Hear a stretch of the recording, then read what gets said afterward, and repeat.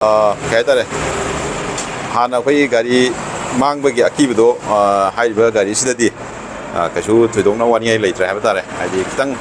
welcome back to my channel 7 Speed Manipur ngasi se mayam gi damakta have tare yausang ga kitang mangwai na have tare koi mayam gi yamna pamna gado ba koi India gi su gi largest selling oiba gari masada koi scooter da have tare ko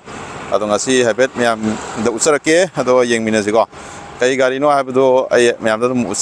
yengalake adu khangani ko koi gi Activa anoba koi gi smart key ga yauna ama thoi dena ko adu gi keno do ideni ko ado thang yengan jarage ado mayam channel sida koi gi nauna thengaba yaur ga di subscribe like and share so tawiramo thang koi gari ga mari lena upload tor ko da mayam da koi gi motivation lakna bidam ka ta ado mayam hawrase kay no price nung kay details mayam ai loi ma hap ajarage adu ga sigi showroom sigi contact details sai adum keno description do in hapsara magya dagi dum contact tawraga dum further details tana be yagani ko ado mayam masigi mafam sigi location je ai location jo hapet hajarake ko location je sumaina lagani sigi keno hai tare opposite direction sigi opposite ni ko leje sigi city salon spa singmerong ni ko leje singmerong ge sigi keno jani leje ai hapet koi gi landmark ai tare koi gi se tata tiscon eastern motor ni ko ada uise singmerong ge ada uise asi eastern motor sidagi kitang koi makharom da kitang haida birani ko 100 meter mugi sang da haida bira kanda smaina kitang haida bira ga som nakanda sigi city salon spa sigi opposite ai tare sida lairani ko sida Honda na thar phadal lairani ko sida ai usarake myam jeng minaje kai lege habdo adagi som makharom dana habdare ko len maksen makoi makharom dana sigi nexa showroom jul lai ko si saida sigi marak koirap na habtare sida nikol lai je sida thar phadal lai makha de ju phadana kapake ko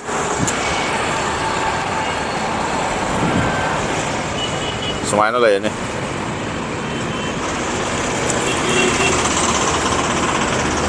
koi keno se punya Honda sumaina lai rani ko mafam je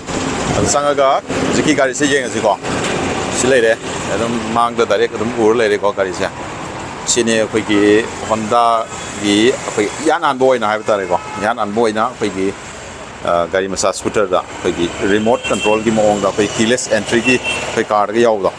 aduga samana na ha ta re som da som koi gi so jai yaw da bi ha ta re sigi simak ha ta re sumaina so ani lai gani ko mana moi je so ani pirakani aduga sigi su ma gi kanaba ma dum lai ko ai dum mathang thang haijarake aduga scooter sigi koi gi magi price na kyano adai my feature na kari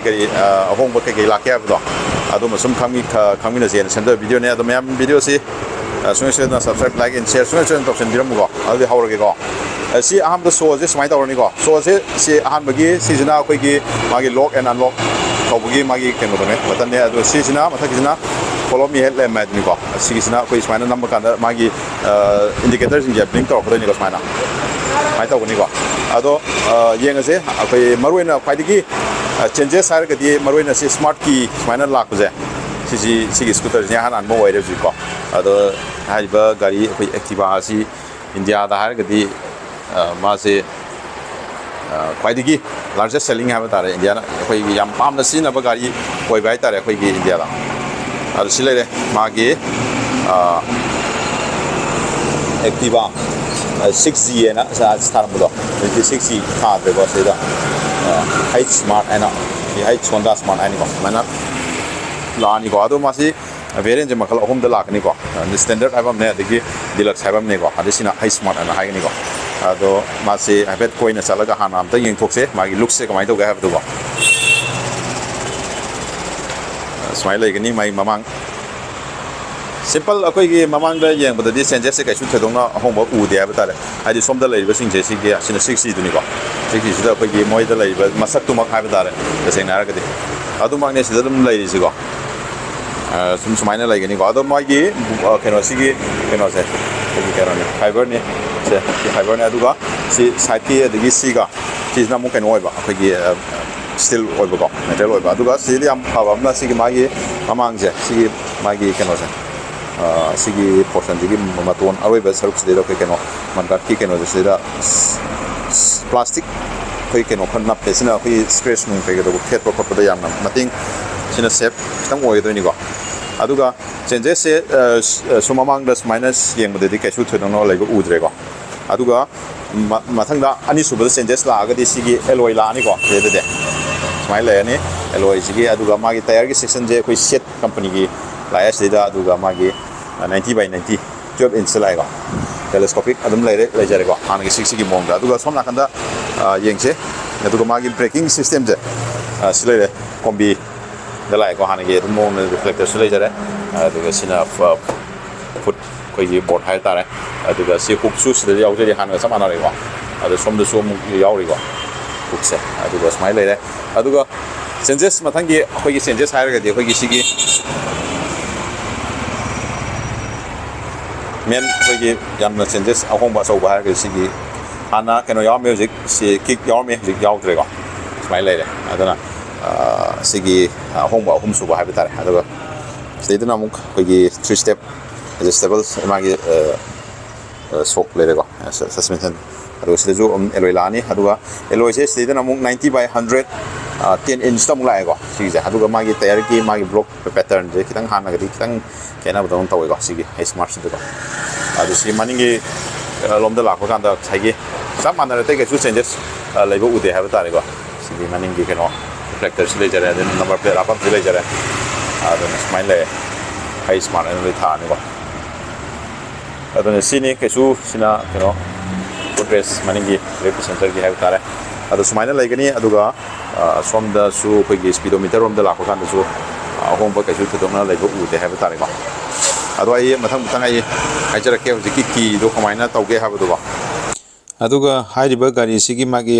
ꯏꯟꯖꯤꯟꯒꯤ ꯁ꯭ꯄꯦꯁꯤꯐꯤꯀꯦꯁꯟ ꯌꯦꯡꯉꯛꯄ ꯀꯥꯟꯗ ꯍꯥꯟꯅꯒ ꯆꯞ ꯑꯗꯨꯝ ꯂꯣꯏ ꯃꯥꯟꯅꯩꯀꯣ power figure ꯀꯩꯗꯒꯤ ꯂꯣꯏꯅꯃꯛ ꯆꯞ ꯃꯥꯟꯅꯔꯤ ꯍꯥꯏꯕ ꯇꯥꯔꯦꯀꯣ ꯑꯗꯨꯒ ꯍꯧꯖꯤꯛ ꯑꯁꯤ ꯍꯥꯏꯔꯤꯕ ꯒꯥꯔꯤꯁꯤ ꯑꯩꯈꯣꯏꯒꯤ ꯀꯂꯔ ꯑꯣꯞꯁꯟꯁꯦ ꯀꯂꯔ 6 ꯍꯥꯏꯕ ꯇꯥꯔꯦ 6 ꯑꯗꯨꯝ ꯐꯪꯒꯅꯤ ꯑꯩꯈꯣꯏ ꯍꯥꯟꯅ ꯂꯥꯛꯏꯕ ꯀꯂꯔꯗꯣ ꯑꯗꯨꯃꯛꯇꯗ ꯑꯗꯨꯝ ꯐꯪꯒꯅꯤꯀꯣ ꯑꯗꯣ ꯑꯩꯈꯣꯏꯒꯤ ꯃꯁꯤ ꯑꯩꯈꯣꯏꯒꯤ ꯀꯅꯥꯒꯨꯝꯕ ꯏꯆꯤꯟ ꯏꯅꯥꯎ ꯑꯩꯈꯣꯏꯒꯤ ꯃꯔꯛ ꯊꯠꯅ ꯍꯥꯏꯕ ꯇꯥꯔꯦ ꯂꯣꯟꯒꯤ ꯊ꯭ꯔꯨꯗ ꯑꯗꯨꯝ ꯇꯧꯒꯦ ꯍꯥꯏꯔꯒꯁꯨ ꯑꯗꯨꯒꯤ ꯈꯨꯗꯣꯡꯆꯥꯕꯁꯨ ꯑꯗꯨꯝ ꯂꯩꯒꯅꯤ ꯑꯩꯈꯣꯏ ꯃꯥꯒꯤ ꯃꯤꯅꯤꯃꯝ ꯑꯩꯈꯣꯏ 30% ꯍꯥꯏꯕ ꯇꯥꯔꯦ ꯃꯥꯒꯤ ꯄ꯭ꯔꯥꯏꯁꯇꯒꯤ 30%ꯁꯦ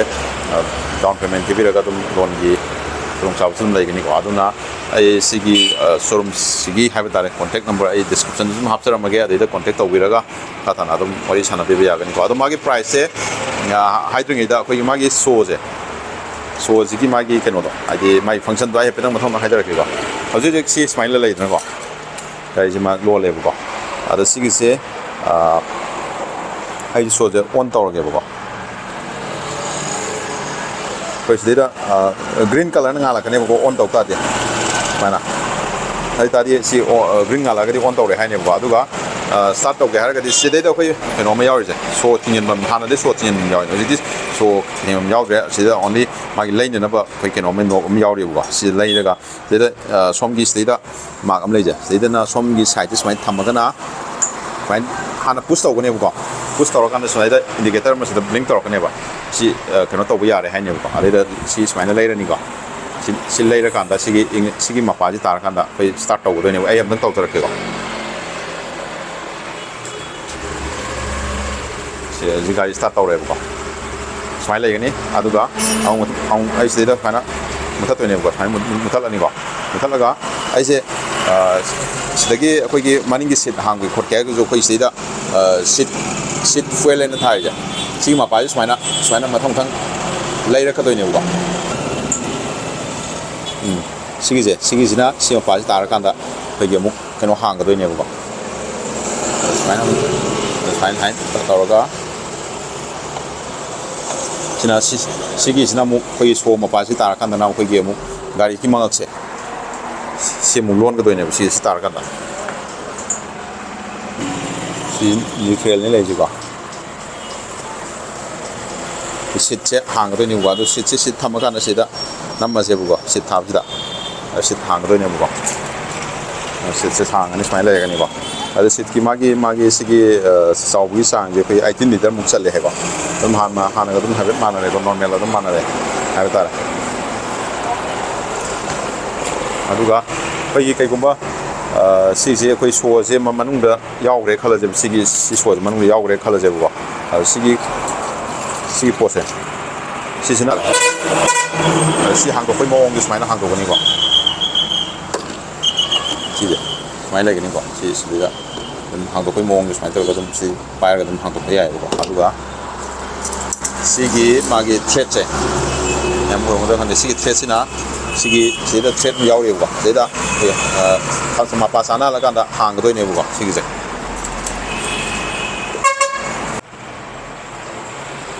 aduga akhoi sigi so hang bagi alon bagi keno se sigi mai point sida indicator lai je sida so ki mi je ui ko si ma pa ji ta han do ne ko smai ni kitang press to bi ra ni ko si hang to ke smai le ni aduga lon ge ju smai kitang nam bi ra ni ko adu phana kan si ta ga lon ga ne ko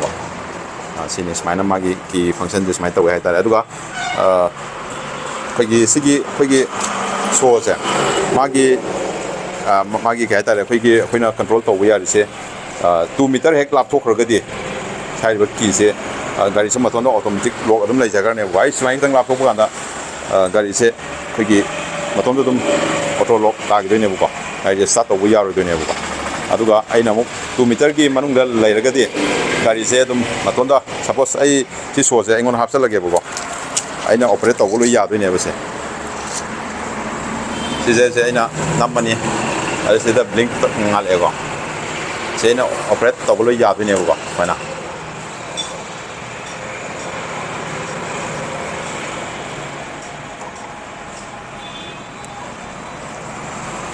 Selain itu, orang di engine gizo, ya jadi signal lama pira kan ya buka. Atau ini timing juga bagi kali saya start tak boleh ni buka. Mana. Sini ada tu nak pergi kayak tadi. Hana pergi kali mang bagi Activa do hai ba gari sida di ka chu thudong na wani ai leitre ha ba tare ai kitang Huranba na ju kitang phagi sigi keno se khuloi ba kitang wat ka do ba khuloi ba hai bi si suya mak ya roi da ba hai tare sigi manung gi moi mechanism je kitang change sola kanda Huranba na hu ba ngam dana ba gi ka hai tare adum ba keno ma su yaw re ha ba tare moi se aduna smaina mai keno se mati yam pare ha ba tare ado sigi ji magi so se smaina ai amtanga ai usara ke sigi sai so just mana sik one lai lebu green nga lebu ba ai sik tang ai cha thoga mu yeng gi ko ma je link tor kane ba to si ma thanda dum gari se khoi gi lok lai grab ne aina so je lolam draga su aina tang cha thopu kan da gari se ma thon no to lok ta kane ba adu aina mu sangjala ga amuk si namma kan da mu hanga hau de ne adu na sigi kano je aduna sigi yamna advance or ba high or ba advance or ba technology aba tare si yanan ba khoi Activa da sigi smart key ga lena yanan boina jada jagi na han ba gari ne aba tare ko ado hai ba gari sigi aro ba me amda price tum tang ai hajar ke price se music masi impal da ko hai ba gi jaga sida price se re bul le ko sida sigi price se koi on road da koi 97573 lai ko ada magi accessory to an ba kar la kan da smaina to an kar dum jawra ni ko ya ma dum ura ga dum screenshot dum do yo kai de da ado gari gi price se dum matam gi kar dum slightly changes to dum lai ko ado ai sigi koi gi showroom sigi contact details sai description da drop mage description da adum sangbiraga makha taba details kani ga zo se dum pau phone biraga makha taba dum kena to bi ya gani contact to bi ya gani ko ro ngasi gi disai sum lo sendera ke video se kana gumba se no video se mai ga di like am tat obiramo subscribe to obiramo share so to obiramo ko gari adu me am gari thong dum de helmet e opas sungai so dum opi ga dum ni ko adum gi punchine na yam maro en kan bi ga dum ni gari di yam dum adum mathang thang simbe ko adu gari thong dum de helmet opio gari so thor kana set ba so review har fashion sendera adu gari gi option su mayam ma lere si khotna te top normal koi 6G su loinak adum apamba masu khodimak adum loimak phangbi gani ko koi black da blue da maroon da white da loi lere ko gari sa